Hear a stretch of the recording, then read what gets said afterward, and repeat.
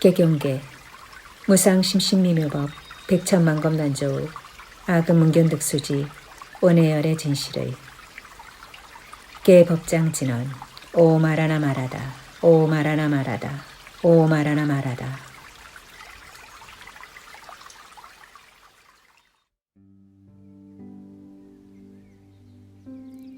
제12 제바달다품.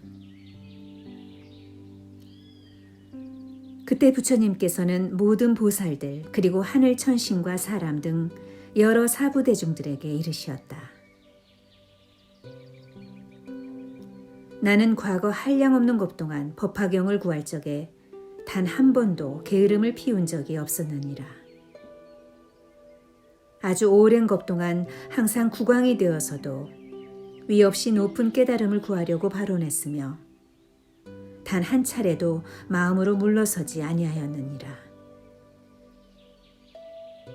또한 육바라밀을 성취하기 위해 부지런히 보시를 행하되 마음에 도무지 인색함이 없었느니라. 그래서 코끼리 말 따위의 짐승과 7가지 진귀한 보배와 국가, 도시, 처자식, 노비, 시종들과 내 자신의 머리, 눈, 골수, 몸, 살덩이, 손발, 심지어 목숨까지도 전혀 아까워하지 않았느니라. 오랜 옛날 당시 세상 사람들의 수명은 한량없이 길었으나 나는 법을 구하기 위해 국왕자리를 버리고 정사를 태자에게 맡겼느니라. 그리고는 북을 치고 영을 내려 사방으로 법을 구하되 누가 능히 나를 위해 대승을 가르쳐 주시겠습니까? 그런 분이 계시다면 내 마땅히 종신토록 노예가 되어 섬기며 시중들겠나이다. 당시 어떤 선인이 왕에게 찾아와 말하기를 나에게 묘법연화경이라는 대승경이 있는데 만약 내 뜻을 어기지 않는다면 마땅히 왕을 위해 설법해 주겠소. 왕은 선인의 말을 듣고 크게 기뻐하며 곧장 선인을 따라가 필요로 하는 것들을 공급했느니라. 다시 말해 과일을 따오고 물 깃고 나무하며 음식을 장만하는 것은 물론 심지어 자기 몸으로서 그가 깔고 앉는 평상 노릇을 하기도 했느니라. 그러나 왕은 몸이나 마음으로 조금도 실증내지 않았으니 이렇게 받들어 섬기기를 1000년 동안이나 모셨느니라. 왕은 법을 위해서 그를 정성껏 부지런히 모셨으며 조금도 부족함이 없게 극진히 받들었느니라. 그때 세종께서 거듭 의미를 표현하시고자 개송으로 말씀하셨다. 내 지난 과거겁의 전생을 생각하건대 큰 법을 구하기 위하여 비록 세상의 국왕이 되었으나 오용락에 탐착하지 않았고 종을 쳐서 사방에 이르되 누가 큰 법을 가지고 있는가? 만약 나를 위해 설명해 준다면 이 몸 마땅히 평생 종이 되어 섬기리라. 당시 아사선인이 왕에게 와서 말하기를 나에게 미묘한 법 있으니 세간에 희유한 바라. 만약 능히 수행할 수 있다면 내 마땅히 그대 위에 말해주리다. 이때 왕은 선인의 말을 듣고 마음으로 크게 기뻐하며 곧장 선인을 따라가서 필요로 하는 것들을 시중들었으니 나무하고 과일 따고 열매 주우며 때에 맞게 공경히 받드느라 힘은 들었건만 생각이 미묘한 법에 있었으므로 몸이나 마음으로 전혀 실증내지 않았노라. 이렇게 널리 모든 중생들 위하여 부지런히 큰 법을 구하였나니 비단 자기 몸만 편하게 하기 위해서나 오용락을 위한 것이 아니었도다. 그러므로 대국왕이 되어서도 부지런히 이 묘법을 구하여 마침내 성불하였거늘 지금 일부러 너희들을 위해 말하는 것이니라. 부처님께서 모든 비구들에게 이르시었다. 그때의 왕은 나 자신이었으며 당시의 선인은 지금의 제바달다이니라. 제바달다는 훌륭한 선지식이었기 때문에 나로 하여금 육바라밀과 인자한 마음, 가엾이 여기는 마음, 함께 기뻐하는 마음, 집착을 버린 평등한 마음 등의 사무량심과 30 이상 80종호와 자마금색의 몸과 심려, 사무소회, 사석법, 18불공법, 그 밖에 여러 신통력과 도력 등을 구족하게 하였느니라. 그리하여 마침내 등정각을 이루어 널리 중생들을 제도하게끔 하였으니 이는 모두 다 제바달다 선지식 덕분이니라. 따라서 모든 사부대중에게 이르노니 제바달다는 이후 한량없는 겁을 지나서 반드시 성불하리라. 부처님 이름은 천황열애, 응공, 정변지, 명행족, 선서, 세간해, 무상사, 조어장부, 천인사, 불세존이니라. 세계의 이름은 천도이며 당시 천황불께서 세상에 머무시는 수명은 20중겁이 되리라. 널리 중생들을 위하여 묘법을 설하리니 항아의 모래알처럼 수많은 중생들이 아라한과를 얻고 또 한량없는 중생들이 연각의 마음을 내리라. 또한 항아의 모래알처럼 무수한 중생들이 위없이 높은 진리를 이루고자 하는 마음을 내어 무생인을 얻고 물러나지 않는 경지에 이르리라. 천황불께서 열반하신 뒤 정법이 세상에 머무는 기간은 20중겁이리라. 그리고 부처님의 전신사리로 칠보탑이 세워지되 높이는 60유순이고 가로와 세로는 40유순이리라. 모든 하늘 천신과 사람들이 온갖 꽃과 가루향, 사르는 향, 바르는 향과 의복, 영락, 깃발, 보배일산과 악기를 연주하고 노래함으로써 칠보로 된 아름다운 사리탑에 예배하고 공양하리라. 그리하여 한량없는 중생들이 아라한과를 얻으며 수없는 중생들이 벽지불도를 깨닫고 생각으로 헤아릴 수 없이 많은 중생들이 보리심을 내어 불퇴전의 경지에 이르리라. 부처님께서 모든 비구들에게 이르시었다. 앞으로 미래 세상 가운데 만일 어떤 선남자 선여인이 묘법연화경의 제바달다품을 듣고는 청정한 마음으로 믿고 공경하며 의심하지 않는다면 지옥, 악이, 축생의 사막도에 떨어지지 않으리라. 뿐만 아니라 시방에 계시는 여러 부처님들 앞에 태어나되 태어나는 곳에서 항상 이 법화경을 들으리라. 만약 인간이나 하늘나라에 태어나면 수승한 즐거움을 누리게 될 것이고 부처님 앞에 태어나게 되면 연꽃에 화생하리라. 이때 땅 아래 하방세계에서 다보세존을 따라온 보살들 가운데 지적보살이 다보부처님께 여쭈었다. 이제 그만 마땅히 본국토로 돌아가셔야 되지 않겠습니까? 그러자 석가모니 부처님께서 지적보살에게 이르시었다. 선남자여, 잠깐 기다려라.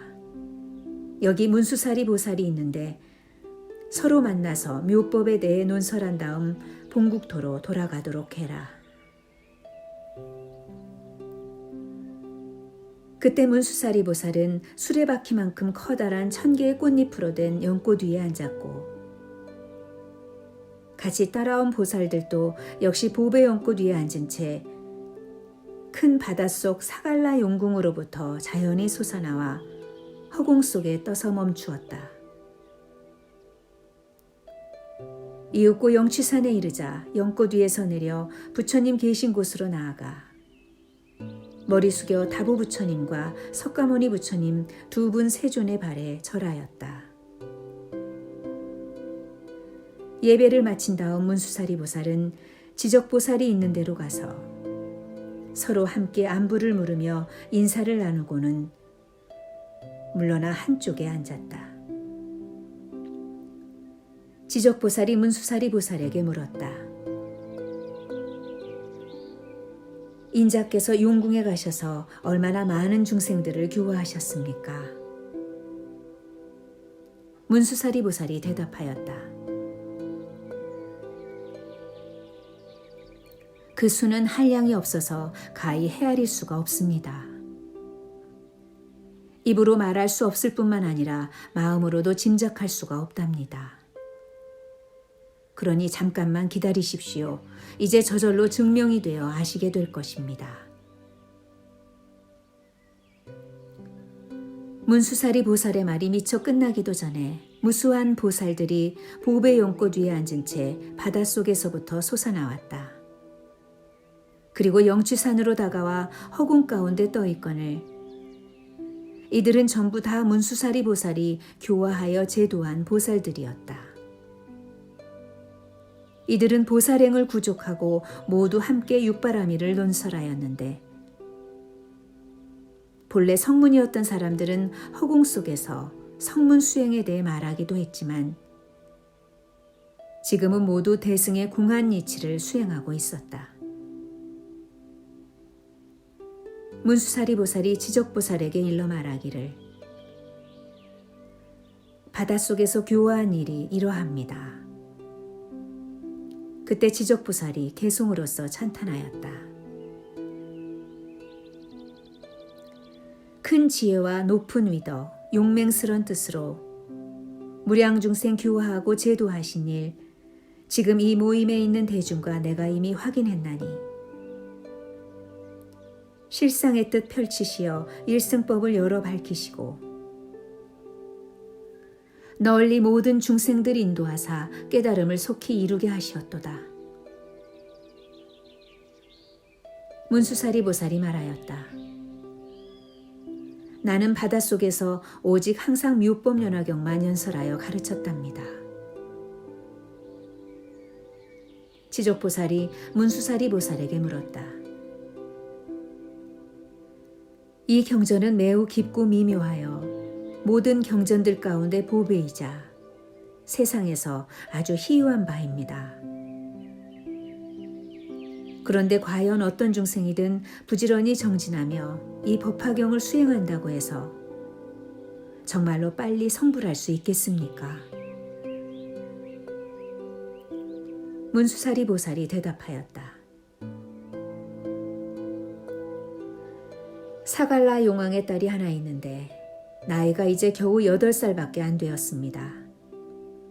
하지만 지혜롭고 총명하여 중생들의 여러 근성과 행업에 대해 잘 알며 다란이를 얻어 모든 부처님들께서 설하신 깊고 비밀한 법장까지 다 수지하여 외울 정도입니다. 게다가 선정에 깊이 들어 온갖 법에 대해서 밝게 통달하고 있습니다. 또한 순간 찰나에 보리심을 내어 불태전의 경지를 얻었고 변제가 걸림없으며 중생을 갓난아이 보살피듯 자비롭게 사랑합니다. 공덕이 부족하여 마음으로 생각하고 입으로 말하는 것이 넓고 미묘하며 광대할 뿐만 아니라 자비롭고 어질며 겸허하기 그지없습니다. 마음 먹고 생각하는 것이 온화하고 우아하여 능히 깨달음에 도달할 만합니다. 지적보살이 말하였다. 내 생각하건대 석가열애께서도 한량없이 오랜 것 동안 어렵고 힘든 고행을 수행하셨소이다. 그래서 많은 공덕을 쌓아 보리도를 구하셨으니 일찍이 한 번도 공덕 쌓는 것을 소홀히 한 적이 없으셨습니다. 오죽하면 삼천대천의 온 세계를 살펴볼 때 전생에 석가열애께서 중생을 위해 목숨을 바치지 않았던 곳이 단 겨자씨만큼도 없을 정도였겠습니까? 석가모니 부처님께서도 이렇게 하신 후에야 깨달음을 이루셨거늘 한낱 용녀 따위가 잠깐 사이에 문득 정각을 이룬다는 말은 도무지 믿어지지가 않습니다. 지적보살이 말을 채 맺기도 전에 용왕의 딸이 후련히 부처님 앞에 나타났다. 그녀는 부처님께 머리 숙여 공손히 절하고 한쪽으로 물러나 개송으로서 부처님을 찬탄하였다. 죄와 복의 모양 깊이 통달하여 시방색에 두루 비추시며 미묘한 청정법신에 30 이상 갖추시고 80종으로서 법신을 장엄하시니 하늘 천신과 사람들이 우러러 받들고 용과 귀신들도 모두 공경하오며 일체 중생무리들 높이 받들지 않는 자 아무도 없나이다. 또 설법 듣고서 깨달음 얻을 것을 오직 부처님께서만은 마땅히 증명하시리니 저도 역시 대승의 가르침 열어서 고통받는 중생들을 제도하오리다. 이때 사리불이 용녀에게 말하였다. 네가 수행한 지 얼마 안 되어 위 없이 높은 도를 얻는다는 것은 참으로 믿기 어려운 일이다. 왜냐하면 여자의 몸은 떼끼고 더러워서 법의 그릇이 아니기 때문이다. 그런데 어떻게 네가 능히 위 없이 높은 깨달음을 얻을 수 있단 말이냐. 부처님 되는 길은 멀고 멀어서 한량없는 겁이 흐르도록 부지런히 고행을 쌓고 모든 바람이를 구족히 닦고 난 다음에야 겨우 성취되는 법이다. 또 여인의 몸에는 5가지 장애가 있지 않느냐. 말하자면 첫째 범천왕이 되지 못하며 둘째 재석이 되지 못하고 셋째 마왕이 되지 못하며 넷째 전륜송왕이 되지 못하고 다섯째 부처님이 되지 못하는 법이니라. 그런데 어찌하여 여자의 몸으로 속히 성불할 수 있단 말이더냐. 그때 용녀는 보배구슬을 하나 가지고 있었는데 삼천대천에 온 세계에 상당할 만큼 어마어마하게 값나가는 것이었다. 그것을 가져다가 부처님께 올리니 부처님께서 이내 받으셨다. 그러자 용녀가 지족보살과 사리불 존자에게 말하였다. 제가 보배구슬을 드리자 세존께서 받으셨거늘 이 일이 빠릅니까 더딥니까? 지적보살과 사리불이 대답하되 아주 빠르도다. 용녀가 말하였다. 여러분의 신통력으로서 이제 제가 성불하는 것을 똑바로 보십시오. 이보다 더 빠를 것입니다.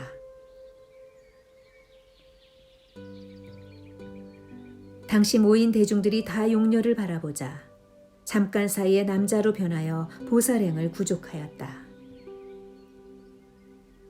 이윽고 남방의 무구세계로 가서 보배연꽃 위에 앉아 등정각을 이루더니 30 이상과 80종호를 갖추고 널리 시방 일체 중생들을 위하여 묘법을 연설하는 것이었다. 그때 사바세계의 보살과 성문들 그리고 하늘 천신과 용 등 8부신 중에 사람인 듯하면서 아닌 이들은 전부 멀리서 용녀가 성불하여 당시 무구세계에 모인 사람과 하늘 천신들을 위해 널리 설법하는 것을 보았다. 그들은 모두 마음으로 크게 환희하여 하염없이 바라보며 공손히 예배드렸다. 무구세계의 한량없는 중생들은 법을 듣고 깨달아서 불퇴전의 경지를 얻었으며 또 한량없는 중생들이 불도의 수기를 받자 무구세계가 6가지로 진동하며 움직였다.